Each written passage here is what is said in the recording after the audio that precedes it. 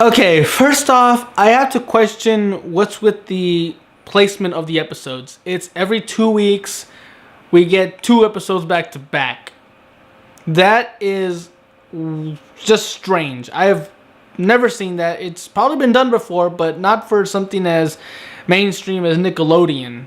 Especially not The Legend of Korra. I don't know what to think of. Is it good or bad thing they're doing that? Is it trying to get viewers? Like, we can't expect people to come watch it every single week, but we're gonna expect them to plan ahead for the next 2 weeks and see it then?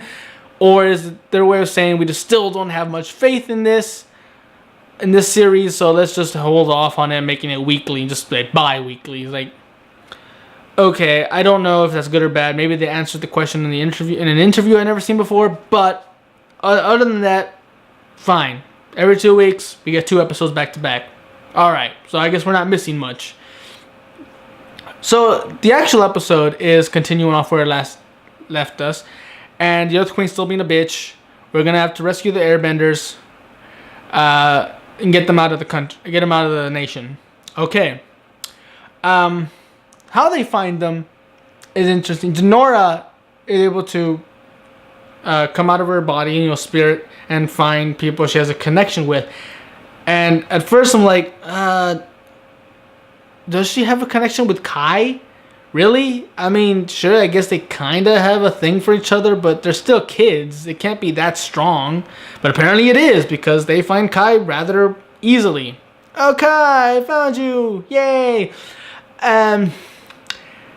It's underground, underneath the Earth Queen's temple. They go in, they try to break them out, but they're caught. Now they gotta fight their way out.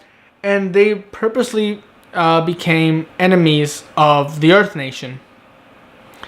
And that's when you realize they're just being banned from every single city. First Republic City, now the Bossing Say, making all of Earth Kingdom sort of hate them, so to speak, because it's Earth Queen. She has to be the queen of most of the kingdom. So they're just making enemies left and right, and I feel like they can't just leave it at that. They can't just leave Bossing Say and think, oh, we're enemies of the Earth Nation, of the Earth Kingdom now. Oh well, on to new adventures. Like, no, go back. We have to figure this out, right? But Beifong's back. She finally tells Korra, hey, these villains are coming after you. We gotta protect you. Let's get you back to Republic City. Like, no. We got other business to do. It's like, okay, I like that. But one thing I do like is when they were planning to take the Airbenders out of the city. Boomy says legally the Earth Queen is in the right. She's able to constrict people. I know morally it's wrong, and personally I would be one of the first people to say, fuck it, let's declare war if we have to. Let's get them out of here. But at the same time, it's like, yeah, we are declaring war. We have to plan this. I mean, really plan this. Where are we going to go with this? How are we going to fix this? We can't have the entire nation hating us because I'm the Avatar. We have to keep everything balanced, everything wanted peaceful. But we can't do that if everyone hates the Avatar and doesn't trust her. So they have to really plan ahead about the consequences of declaring war on the Earth Queen and her kingdom. Apparently they don't. They're just like, yeah, we have the airbenders now. Let's go. We'll teach you how to be airbenders. And Korra just goes off, I guess, running from the people who want to kill her.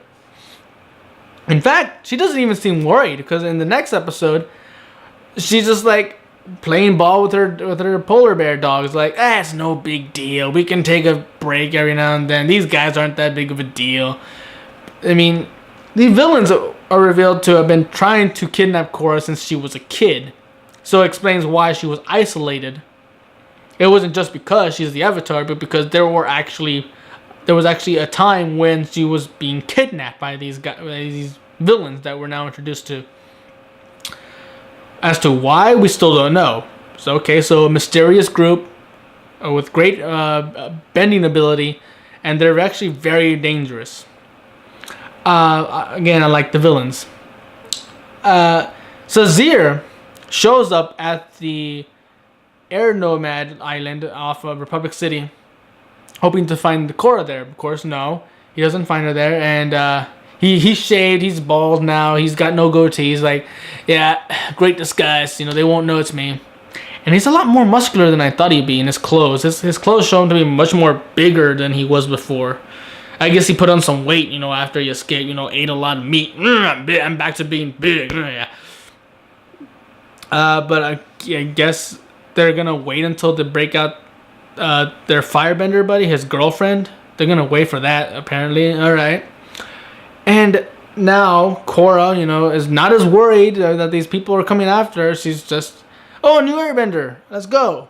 To Metal City. I'm thinking, Heavy Metal City? No, it's just a city made of metal. Like, oh, okay. It's still neat.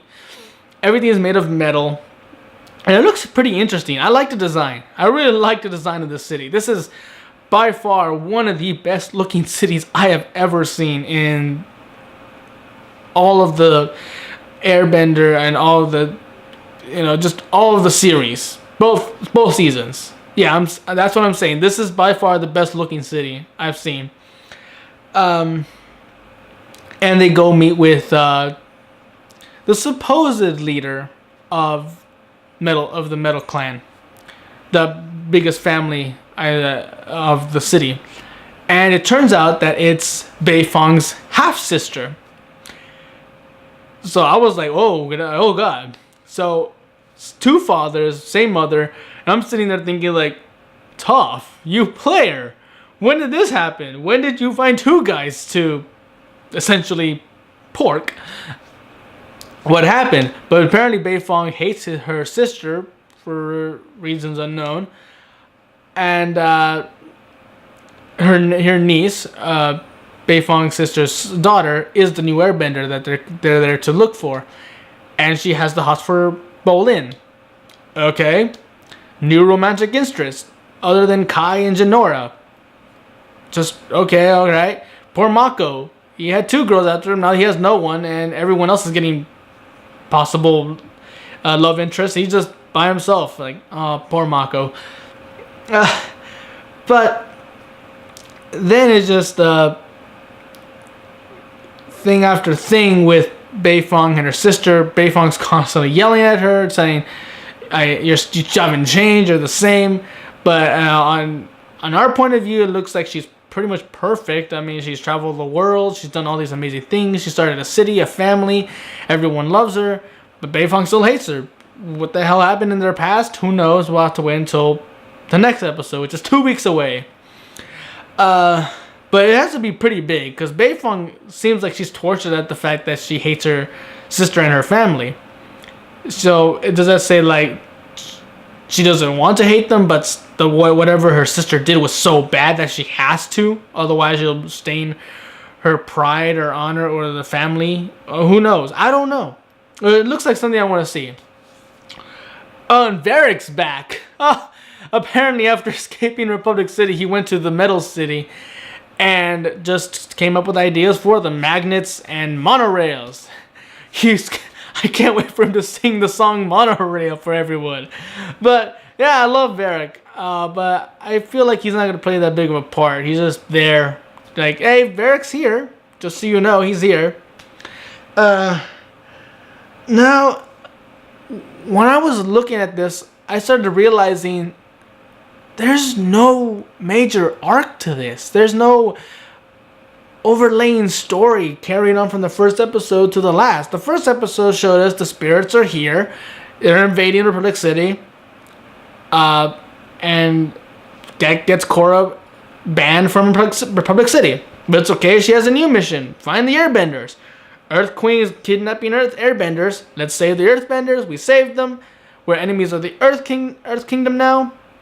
Let's go on with the next adventures. Like, it's just episodic after episodic. And I don't know if that's a good thing for the story. For characters, we get time to get to know them more and see how they interact with certain situations. But overall story, the people who have the most time dedicated to an arc is the villains. back. They tried to kidnap the Avatar as a kid. They failed. They were in prison, separate from each other. Now they're back, and now they still have the same target, to kill the Avatar. Why? We don't know, but the fact is they have a target. They have an end goal. They have obstacles to overcome. They have times to talk with each other and say like, hey, we were friends once. We were a team. You know, we're growing. We're getting stronger. What the fuck is Korra doing? It's like, oh, and I gotta keep balance between the human world and the spirits. What? Airbenders? Deal with it yourselves, guys. I'm off to find airbenders now. Oh, we found airbenders. There are probably more of them.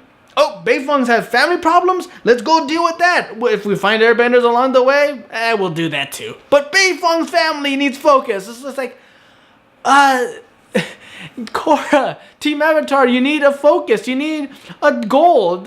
They don't. It's just thing after thing after thing, and even after knowing that these villains are out there hunting for her, she's not like, well, are my friends gonna be in danger? Who knows? No, it's like, whatever, it's fine.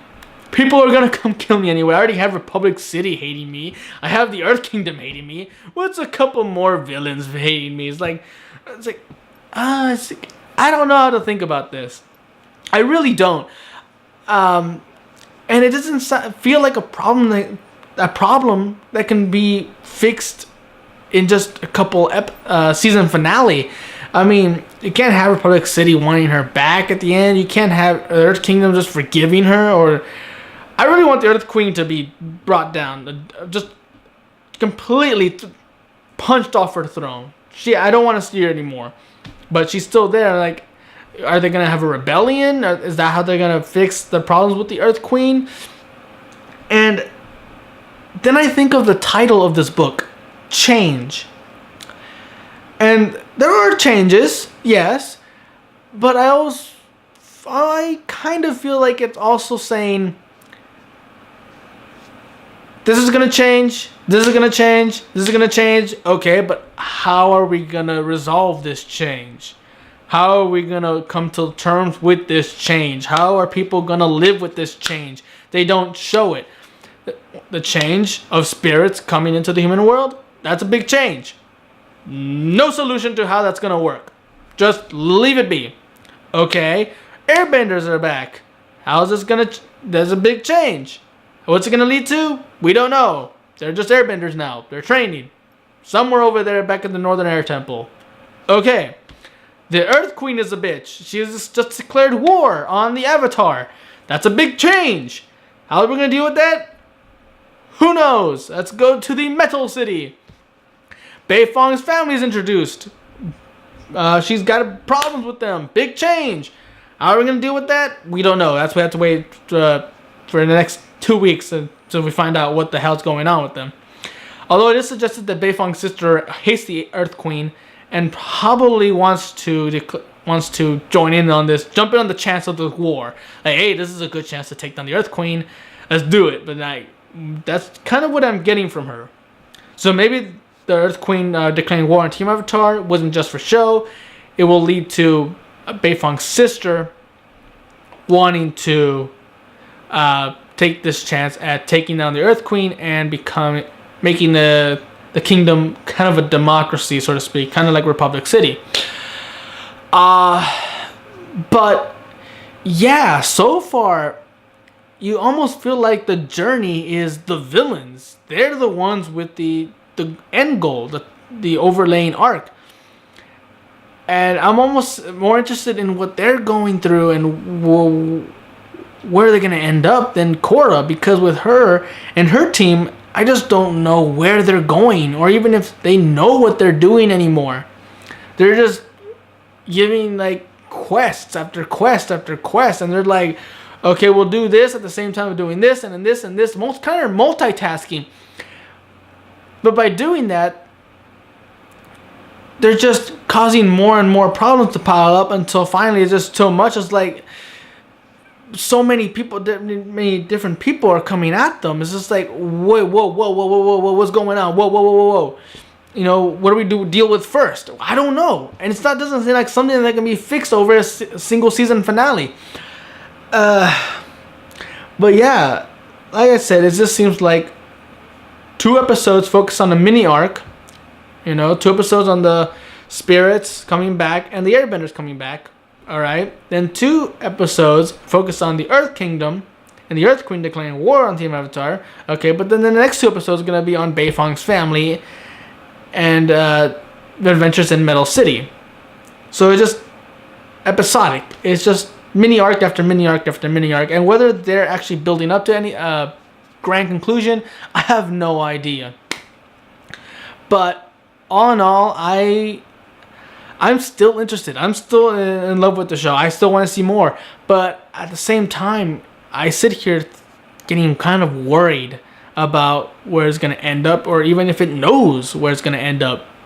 But all in all, yeah, every 2 weeks, 2 episodes. I can deal with that. I can't wait for the next 2 weeks. So, bye.